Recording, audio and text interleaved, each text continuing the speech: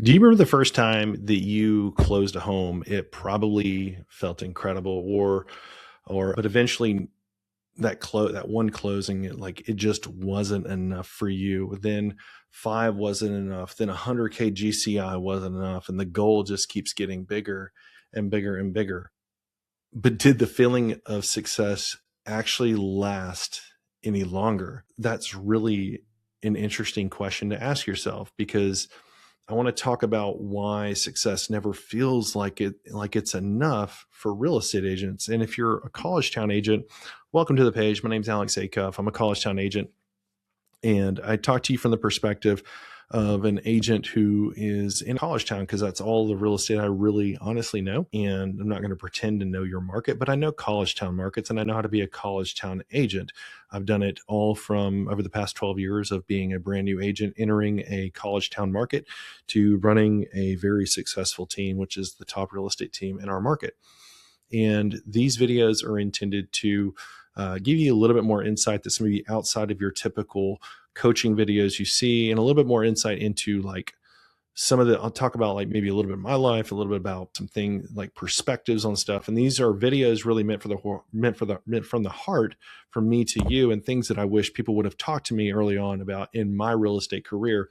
And that's going, you could be new, you could be in the market and you've been there for a while. Maybe you're not as successful as you want to be. That's typically how most people will probably find my videos. But I talk about your first closing here at the beginning, because I have an agent that, I hire new agents all the time, interns that become fantastic agents, and I see them get their first closings, their first contracts, and I see the extraordinary excitement behind it and the celebration behind it. And it's like, it gives me energy, because, I've closed over 1,000 transactions now. And so I'm more energetic about the agents and you versus honestly working with the clients. I think my love of real estate falls with creating just absolute animals of agents in markets, and being someone that can speak to them and just from an honest perspective. So, the other day I got a picture in our group chat of this agent,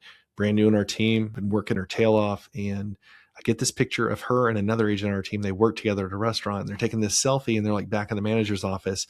And she was like, she got her first contract, and this big celebration. And I talked to her later. She told me, she's like, oh my gosh, it was so nerve wracking. She's like, I kept running out to my table, telling my table, what do you need? Bring them drinks, bring them food, whatever. And she'd be like, I'll be back in 5 minutes. She'd go back to the manager's office, probably not supposed to be there, working on a contract. And I just thought that was awesome. That energy, it's infectious, right? And I think that's what makes great culture, especially for our team. Those are the type of wins that are really just awesome, and we should all celebrate those. So yesterday's dreams become tomorrow's minimum and today's minimum standards. So right here, I remember the idea of the minimum standard of, I just want to get to sell 12 homes. I remember when I hit 12 homes, then I was like, what's the next goal? And I was like, it's double that, go to 24. So I went to 24. Then I was like, I need to go bigger. And I did 37 the next year. And then I ended up partnering with somebody, and we ended up killing it, and selling a bunch of homes. And then our goal was 100. Then it was 125, 175, 200, 300. And we're on this path and trajectory right now to 300. And I'm so excited about the story, because although I've been in the business 12 years in a market, I feel like we're just really hitting our stride right now.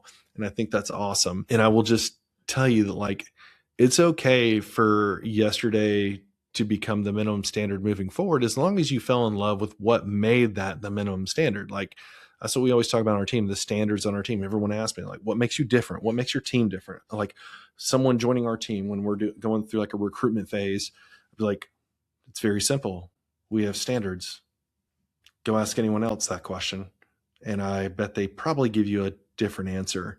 They'll be like, oh, it's the training, it's everything, it's all these things. I'm like, no, it's the standard. It's the standard as to which you operate every single day, because we fall in love with the process. We fall in love with the activities. We fall in love with the relationships and the things that got us here, and they become healthy minimum standards moving forward. And, everyone's like, you can go and meet with a lot of companies and stuff, and they'll be like, well, we give out awards and we have all these awesome rankings, and we recruit a lot of people, and, you know, it's all about income and moving the finish line. And I will say, ambition is inherently, it isn't inherently unhealthy, but it becomes dangerous when you postpone happiness until achieving the next goal. So let's kind of break that down a little bit. So a good story here to tell you would be anybody like Kobe Bryant, or better yet, let's talk about Scottie Scheffler. Scottie Scheffler, if you're a golf fan, goes out, number one golfer in the world, right? And he goes out, wins the Masters, and then he does his press conference. And I think it'll probably go down as one of the most memorable Masters press conferences of all time.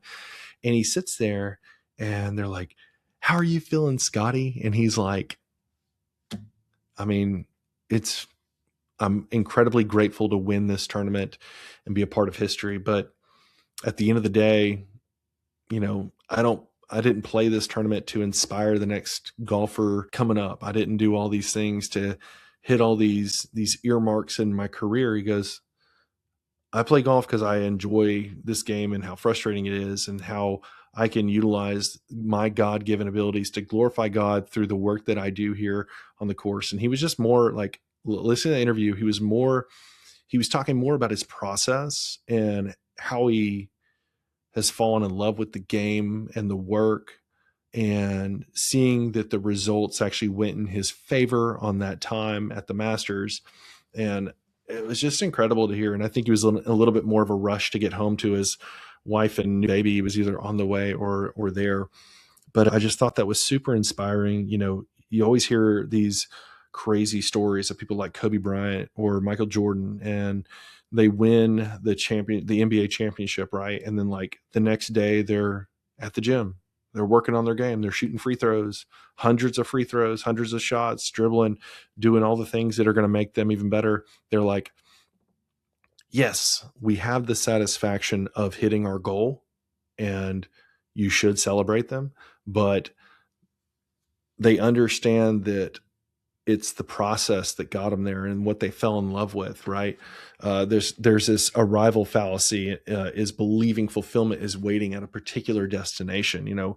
I talk to a lot of realtors that are like, oh, when I make 100K GCI and I can do this with my life and that with my life. And yes, like, go for it, man. Go for it. If that's what drives you, go for it. I don't shame agents that are financially motivated. I'm financially motivated, but don't get at this place where like you beat yourself down the whole way to the goal until you hit it. And then you realize what you like. It's like you always climb this mountain, and were you just miserable the whole way up until you got to the peak, and then you realize, okay, cool, I'm at the top. Then you look over and find out that there's 100 more mountains around you, even taller, that you need to climb. You got to fall in love with the process one step at a time, and not being on this treadmill of how quickly, we adapt once we arrive. Like, you should. And I have fallen victim of this, where like I've hit goals, like we've hit our production goals, whatever financial goals. And I'm so guilty of this, where I'm like, okay, cool. Tomorrow the year starts over. It's January 1, back to zero, clear the board. Let's go. And like, I do get that look from my partner sometimes, like, we should celebrate this. And then there's salty me sitting there going, okay, well, let's just keep rolling. The clock starts over every day. Let's just keep rolling. And I've learned a lot in those relationships. And I realize, I'm like, man, I celebrate the people now more than anything. I celebrate those daily wins. Like, what I love is when I see agents that just put the work in the day, and it's just another normal day, and I see them stack these days after days, and I get to be this lucky leader bystander that gets to watch it happen and facilitate this environment. And then I watch them hit a big win, and then I'm like, dude, way to crush it. High five. Let's go celebrate, hit the bell. And then I'm like, like, what did you learn in the process? What we're like, tell me about, like, and I'm always talking about the process, like, what did you learn along the way? What would you love to grow on? Like, what did you learn about yourself? What would you like to do now that you have a win and a victory? Like, how do you want to celebrate? And I will say, don't get too hung up on the goal and everything. Like, you got to keep doing the daily activities if you want to be, but you got to have goals, right? You got to have goals because you got to be given direction. You got to have a North Star, whatever you want to call it. But meaning usually comes from the growth, the relationships, the service, and the work itself. And I think, like, for me, I wish I had recorded more early on in my career on video about my life in real estate, right? Now having 4 kids and in real estate, and what that looks like is completely different from year one, and going home, having another normal day where I set 2 listing appointments, but I didn't close anything. And I had to tell my wife that I wasn't bringing home any money today, but hey, I've got some good opportunity in the future. And I just like stacked a bunch of those days, and it became phenomenal. But I will say what I did well is I tracked it on my calendar. And like, if you are someone who doesn't want to record it or write it, always track your appointments. Like, I can go back to 2015, 2014 and look at all those listing appointments that I scheduled with for sell by owners and expireds, and like all these tracking notes. Like, I'm like, you should be writing down every day what you do. Like, you should be tracking this stuff. I was always a terrible time blocker, but I was really good at taking notes, and I always tracked my notes. I've got this 20 daily contacts thing I would print out every single day, and I'd put my notes on it because 20 contacts would be my goal every single day. I wouldn't, always get to 20, but I would get fairly close, and I'd write all these notes and all these people. And then at the end of the day, I would take it, I'd hole punch it, and I'd put it in my folder. And I have this folder that with this 3-inch binder folder at my office. And every new agent, I show it to them, and I flip through it. And I looked at, and I was doing this a couple months ago, and I realized that one of the guys that rejected me in 2015 at a really nice house called me last year to sell his house. And it was like $1 million sale. And it's just interesting because I was able to track these people all the way back. But I show these to these agents. I'm like, these are normal days. Like, this is what a normal day looked for me back in the day. Like, it wasn't pretty. It wasn't super techy. I wasn't creating a ton of social media content, but I was putting in the work every single day because I fell in love with this process of 20 contacts, of 2 listing appointments, of talking to for sale by owners, of being the expert. And then like that part, like, I was motivated by doing that daily activity because I wanted to be the best at converting for sell by owners and expireds to listings. And then because I knew that listings is the name of the game, and the growth of your real estate of real estate, if you really, really want to grow it, is that you have to have listings. And I had that goal. Like, I had those goals of like how many transactions I wanted to hit and what kind of production I wanted to make. But it was more important to me to do the daily work, to have the conversations and create those relationships and put in the service to the people every single day. That work, that's what mattered the most. So, I already talked about it, but just make sure you celebrate your accomplishments in real estate, especially if you're in a college town. Go to a college game.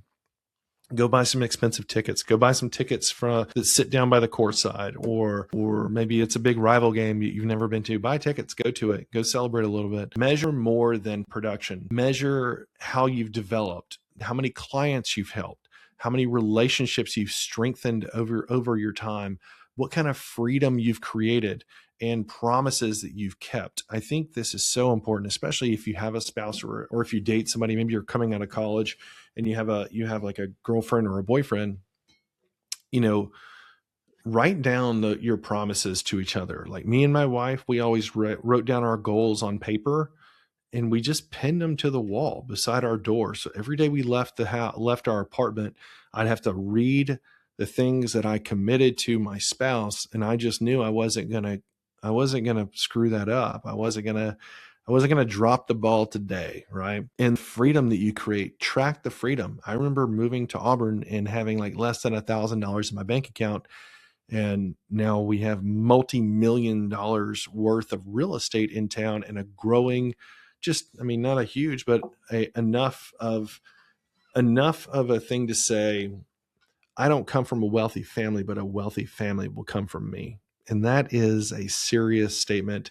You've probably heard it before from other people, but like, That's a deep gutted thing that drives me every single day, because I have to wake up and see my kids, see my wife, and then go to work and see the people that have put their trust in me. And the same thing comes from being new in real estate. You have to wake up and you've got to go to work, and you've got to look at the list of people that you called, the people in your CRM, the people that you have, the leads that you're working, and you owe it to them. You absolutely owe it to them to give it your best every single day and track them and develop your relationships with those people, strengthen them, create a community around it, and just watch it grow. You know, it's really hard to sit down and watch grass grow, but give it a week and come back and you're like, dang, it did grow a couple inches. Same thing in your career in real estate will happen.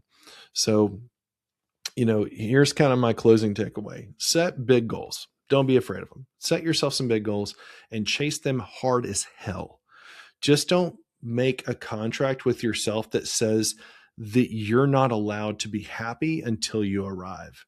You will screw up and you will not be successful every single day.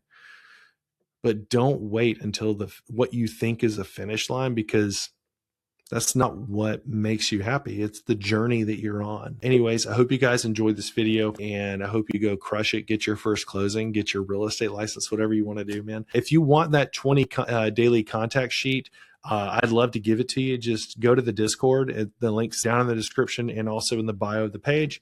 And I will, if you'll just write in there in the chat, just say that you want it, I'll send it over to you. Happy to. Not a big deal. I may even just post it. Just go find it. But I'd love for you to introduce yourself in the comments as well as in the community. Come join, ask questions. It's not a huge community right now, but we're growing. And I'd love for you to be there if you are a college town agent. Thanks, guys.